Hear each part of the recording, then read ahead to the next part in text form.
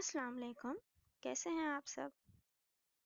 शुरू करने से पहले हमें ये बात पता होनी ज़रूरी है कि दो टर्म्स और एक टर्म में किसको कहते हैं। दो टर्म्स हम कब कहेंगे और एक टर्म हम कब कहेंगे। दो टर्म्स तब होती हैं जब किसी भी दो नंबर्स के बीच में प्लस की या माइनस की साइन हो तो हम उसे दो टर्म्स बोलते हैं। लेकिन अगर दो नंबर्स के बीच में मल्टीप्लिकेशन की साइन हो तो हम उसे एक ही टर्म कंसिडर करते हैं। अब हम यहाँ पर देख सकते हैं कि 3x² एक टर्म है। क्यों? क्योंकि 3 और x² आपस में मल्टीप्लाई हो रहे हैं। जब बीच में कोई भी साइन गिवन ना हो तो हम मल्टीप्लिकेशन लेते हैं। नंबर गिवन होता है हम उसे बोलते हैं कोफिशिएंट। जो वेरिएबल होता है x, y, z उसे हम बोलते हैं वेरिएबल, और उसकी कुछ भी पावर हो उसे हम पावर बोलते हैं। अब सवाल ये पैदा होता है कि व्हाट इज अलजेब्रा। अलजेब्रा हम कहते किसे हैं? अलजेब्रा का मतलब है कि वेरिएबल होगा, हमें उसकी वैल्यू बतानी है, उस वैल्यू किस वैल्यू के लिए वो इक्वेशन को सेटिस्फाई कर देगा। मतलब x की हम क्या वैल्यू लें कि उसके लिए वो इक्वेशन सेटिस्फाई हो जाए। अब हम यहाँ पे देखें तो जैसे हम लिखते हैं 3x + 2 divided by 4 is equals to 5x + 9 divided by 3। अब अलजेब्रा का एक्चुअल में मतलब ये है कि हमें x की, जो x दो वेरिएबल्स हैं, उसकी वैल्यू बतानी है ताकि इसकी लेफ्ट हैंड साइड और इसकी राइट हैंड साइड दोनों बराबर हो जाएं। x की दोनों जगह x लिखा है, इसका मतलब ये है कि x की वैल्यू सेम आनी चाहिए। कोई भी एक ही नंबर होगा जिसके लिए ये इक्वेशन सेटिस्फाई हो जाएगी। या तो x जैसे 2 हो सकता है, 3 हो सकता है, लेकिन दोनों जगह पर 2 ही आएगा और दोनों जगह पर 3 ही आएगा। चलें तो अब कुछ बात हो जाए एडिशन इन अलजेब्रा की। एडिशन इन अलजेब्रा का मतलब है कि हम एक टर्म को दूसरी टर्म के साथ ऐड कर सकते हैं और किन बेसिस पे कर सकते हैं।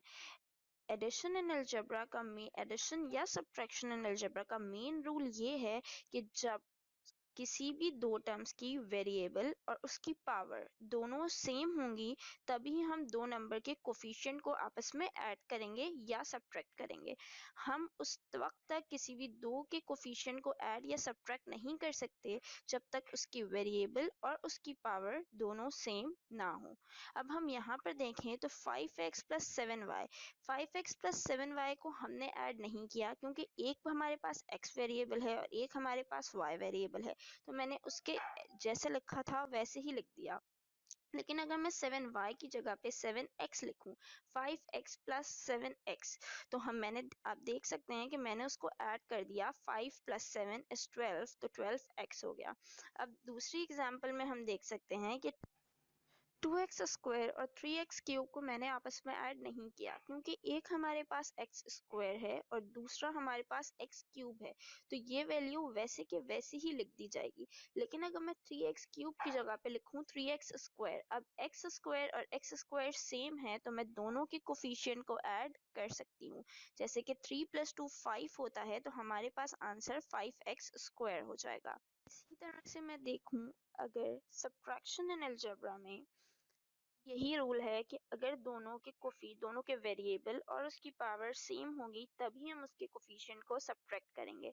जैसे कि हम देख सकते हैं 5x - 7x, दोनों की वेरिएबल्स x हैं और उनकी पावर भी 1 और 1 है, तो इसलिए मैंने 5 - 7 को -2 लिख दिया। सिमिलरली 2x² - 3x² दोनों के वेरिएबल और उनकी पावर सेम है तो ही मैंने उन दोनों को सब्ट्रैक्ट कर दिया। दैट इज 2 - 3 इज -1, तो आंसर आया -x²।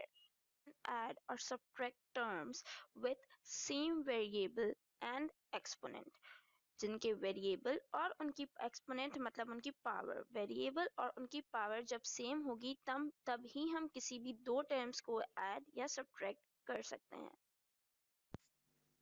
ओके स्टूडेंट्स, तो अब हम बात करते हैं मल्टीप्लिकेशन इन अलजेब्रा की। मल्टीप्लिकेशन इन अलजेब्रा के मेन साइंस के रूल हैं। मल्टीप्लिकेशन इन अलजेब्रा में कोई पाबंदी नहीं है कि दोनों के वेरिएबल्स और उनकी पावर सेम होनी चाहिए। मल्टीप्लिकेशन में जब भी हम मल्टीप्लाई करेंगे तो साइंस क्या आएंगी, वो इस तरह से कुछ आएंगी कि जब प्लस को माइनस से मल्टीप्लाई किया जाएगा तो माइनस आएगा, माइनस माइनस को मल्टीप्लाई किया जाएगा तो प्लस आएगा, और प्लस प्लस को मल्टीप्लाई किया जाएगा तो प्लस ही आएगा। इसका मतलब in multiplication we can multiply different variables with different powers. Example 2 multiplied by 3y is equals to 6xy। Multiplication में ये होगा कि हमें ज़रूरी नहीं है कि हम दोनों के वेरिएबल और उनकी पावर सेम हो, वेरिएबल डिफरेंट हो या पावर्स भी डिफरेंट हो तो हम मल्टीप्लाई कर सकते हैं। यहाँ पे अगर हम देखें तो 2x multiplied by 3y is equals to 6xy। x और y दोनों आ जाएंगे और वेरिएबल्स आपस में मल्टीप्लाई हो गए, जो देख सकते हैं 3 2 जा 6 होता है। और इस एग्जांपल हम देखें तो 2x square multiply by 3x, यहाँ पे आप देखें कि दोनों के वेरिएबल्स तो सेम हैं बट उनकी पावर डिफरेंट है। लेकिन जैसे कि मैंने बताया कि मल्टीप्लिकेशन के अंदर पावर्स का सेम होना ज़रूरी नहीं है, तो हम यहाँ पे देखें तो 3 को हमने 2 से मल्टीप्लाई किया और दोनों पे प्लस प्लस है तो आंसर में भी प्लस आएगा। 3 2 जा 6 एंड x की दोनों की पावर्स डिफरेंट है तो हम पावर्स को ऐड कर देंगे, जैसे 2 + 1 3, तो आंसर फाइनल आंसर में क्या आया 6x3। सिमिलरली दूसरे एग्जांपल्स हम देखें तो 6ab multiplied by 2ac is equals to 12a square bc। ये कैसे आया कि हम दोनों टर्म्स पर प्लस की साइन है 6 और 2 पर, तो 6 दोनों का फाइनल आंसर में प्लस आएगा और 6 multiplied by 2 is 12। a को हम a से मल्टीप्लाई करेंगे तो दोनों की पावर्स ऐड हो जाएंगी तो आंसर कुछ आएगा a स्क्वायर, क्योंकि दोनों a के पर पावर 1 है।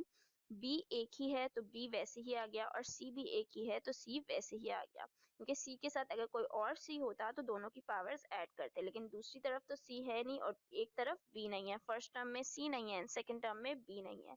सिमिलरली फोर्थ एग्जाम्पल हम देखें तो -2a multiplied by +3ab is equals to, इसके अंदर हम देखें तो दोनों टर्म्स की साइन डिफरेंट है, एक के साथ माइनस है और दूसरे के साथ प्लस है।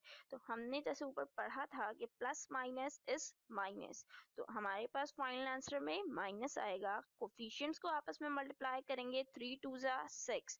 अब दो ए हैं तो दोनों की पावर्स ऐड होंगी, जब ए पे कोई पावर ना लगी हो इसका मतलब 1 पावर है।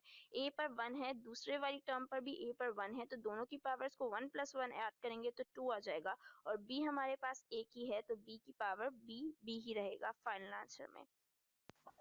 स्टूडेंट्स अब बात करते हैं डिवीजन इन अलजेब्रा की। डिवीजन इन अलजेब्रा के अंदर हम इस तरह से देखेंगे कि मल्टीप्लिकेशन के जो रूल्स होते हैं उसी तरह से डिवीजन में अप्लाई होंगे। एडिशन के अंदर हम कैंसलेशन करते हैं, जैसे कि 6a² b divided by -2ab² is equals to -3a/b। अब मैं आपको बताती हूँ कि इसके अंदर ये कैसे आया, ये आंसर कैसे आया। अगर हम ऊपर वाली और नीचे वाली टर्म को एक्सपेंड करके लिखें तो हम इस तरह से लिखेंगे कि a² है तो मैंने उसको ब्रेक कर दिया a multiplied by a में, और सिमिलरली डिवीजन के अंदर b² है तो मैंने उसको ब्रेक कर दिया b multiplied by b में। अब हम इसके अंदर कैंसलेशन करेंगे कि अगर एक a ऊपर है और वही a नीचे भी है तो हम a को a से कैंसिल कर देंगे, और नंबर ऊपर भी है और नीचे भी है चाहे वो साइन ही हो तो भी हम उसको कैंसिल कर सकते हैं। माइनस की साइन भी अगर ऊपर भी होगी और नीचे भी होगी तो हम उसको भी कैंसिल कर सकते हैं, कोई वेरिएबल को भी कैंसिल कर सकते हैं और कोई नंबर को भी कैंसिल कर सकते हैं। यहाँ पे मैंने a और a को कैंसिल कर दिया, b और b को कैंसिल कर दिया, और 2 और 6 भी एक टेबल में आ रहे हैं, मतलब 2 1 जा 2 एंड 2 3 जा 6, तो इसलिए मैंने उसको भी कैंसिल कर दिया। तो फाइनल आंसर में हमारे पास ये आया कि माइनस की साइन आएगी, क्योंकि माइनस की साइन कैंसिल नहीं हुई, डिनोमिनेटर के साथ है। कोई भी साइन अगर डिवीजन के अंदर न्यूमरेटर के साथ या डिनोमिनेटर के साथ लिखी हुई है तो हम उसको फाइनल आंसर में किसी के साथ उसकी साइन लिख सकते हैं या दोनों के बीच में भी लिख सकते हैं। तो हमारे पास फाइनल आंसर कुछ इस तरह से आएगा कि ट्री ऊपर हमारे पास एक a बच गया था तो वो एक a, और नीचे हमारे पास एक b बच गया था तो हमने वो b लिख दिया। तो फाइनल आंसर हमारे पास ये आया है कि -3a डिवाइडेड बाय b। यही थे कुछ बेसिक रूल्स अलजेब्रा के। देखा हाउ इजी इट वाज। बस मल्टीप्लिकेशन और डिवीजन में आपको एक बात का ख्याल रखने की बहुत ज़रूरत है कि आपको ये जो रूल्स बताए गए थे कि plus minus minus, minus minus plus and plus plus plus होता रहते हैं। Thank you very much.